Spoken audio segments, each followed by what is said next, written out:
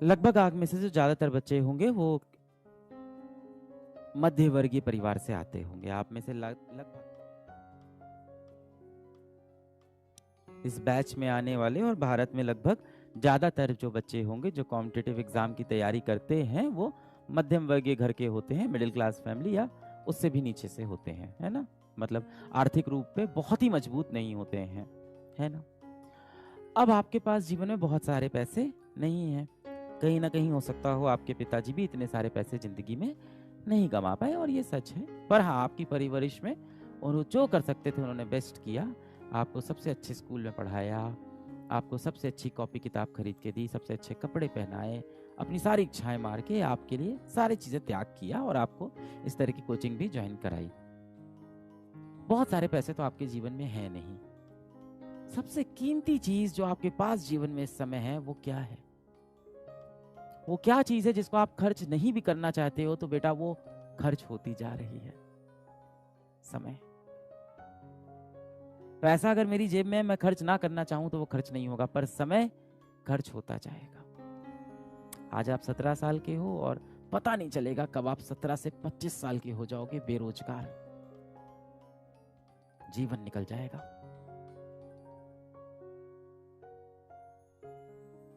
फिर आप बोलोगे किस्मत में नहीं था मेरे। धूप में खड़े होगे, कहीं मजदूरी वाले काम कर रहे होगे, ऐसे माथा सिकुड़ के, इस तरह से सर पे बहुत सारे ईंटें रख के मजदूरी वाले काम कर रहे होगे, और उसमें कोई बेइज्जती की बात नहीं है, इज्जत की बात है। आप में से कई ऐसे बच्चे होंगे जिनके पिताजी ये काम करते होंगे, पर शायद उनको मौके नहीं मिले जीवन में अपने जीवन को और बेहतर बनाने के। आपको मौका मिला है कि आप अपने जीवन को आर्थिक रूप से और बेहतर बनाओ और इस तरह के मजदूर लोगों की मदद करो। जो आपके पास सबसे बड़ी धनराशि है जिसको आप खर्च नहीं भी करना चाहोगे और वो खर्च होती जाएगी, वो है समय। कितना भी कोशिश कर लो, आप किसी भी तिजोरी में बंद कर लो, ये समय ऐसी चीज है ना, बहुत तेजी से अपने हाथ से निकलता जाएगा। और फिर वो समय आ जाएगा जिस दिन आप धूप में एक मजदूरी वाला काम कर रहे होगे, इस तरह से भाव से कोड़ के धूप में घूम रहे होगे।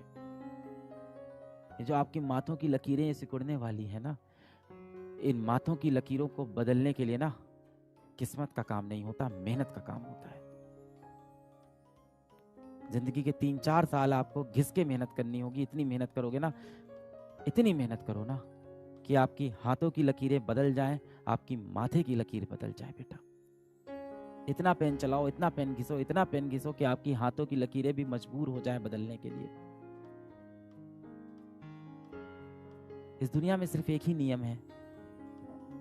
इतनी फिजिक्स तो मैंने भी पढ़ी, इतनी फिजिक्स आपने भी पढ़ी, केमिस्ट्री भी आपने पढ़ी, कि जितने भी नियम बने हैं हर नियम टूटता गया जीवन में। इस दुनिया में जितने भी नियम बने हर नियम टूटता गया।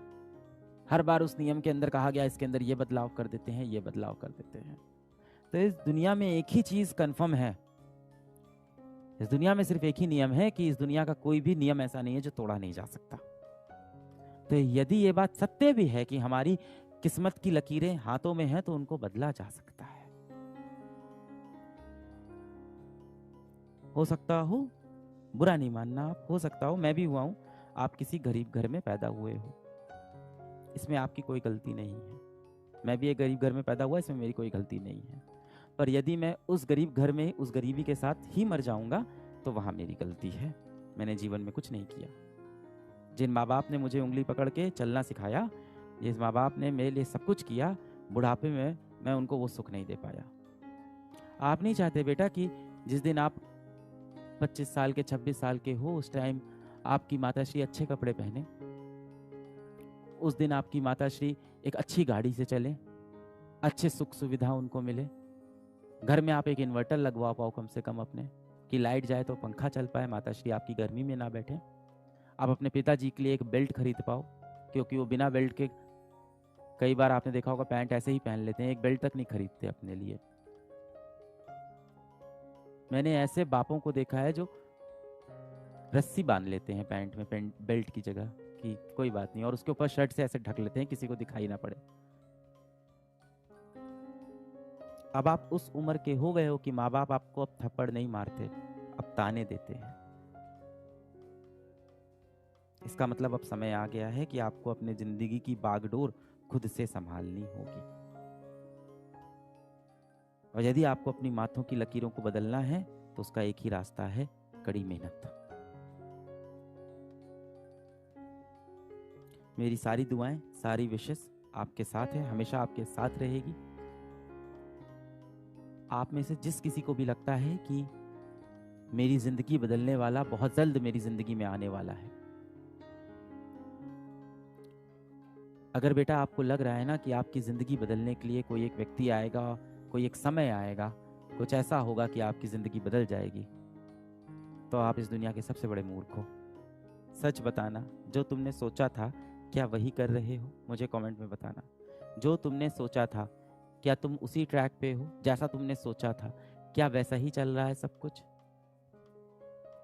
अधिकतर बच्चे बोल रहे हैं नहीं चल रही। क्यों नहीं चल रही है बेटा? क्या हुआ ऐसा? पिछले 3 महीने में ऐसा क्या हुआ कि आपने अपने जीवन के लिए जो लक्ष्य साधा था, जो आपने सोचा था कि आप डॉक्टर बनोगे, आप ये परीक्षा निकालोगे, या कोई भी आपने जीवन में एक लक्ष्य साधा था, वो लक्ष्य से आप क्यों भटक गए बेटा? ऐसी कौन सी चीज आई आपके सामने जो आपको अपने सबसे महत्वपूर्ण लक्ष्य से भटका के चली गई, और अपने जीवन का सबसे पहला सबसे बड़ा लक्ष्य आप बीच में छोड़ के जीवन में किसी और चीजों में अपना समय व्यतीत कर रहे हो? ऐसा क्या हो गया? ऐसी कौन सी चीज थी जिसने आपके जीवन का कंट्रोल छीन कर अपने हाथों में ले लिया? ऐसी कौन सी चीज हुई बेटा जिसने आपके मस्तिष्क के ऊपर खुद कंट्रोल करना शुरू कर दिया?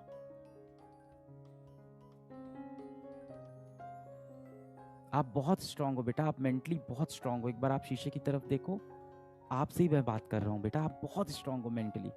एक बार आप शीशे की तरफ देखो और खुद से बोलो, क्या मेरे जीवन का कंट्रोल कोई और ले सकता है? ले सकता है कोई? नहीं ले सकता।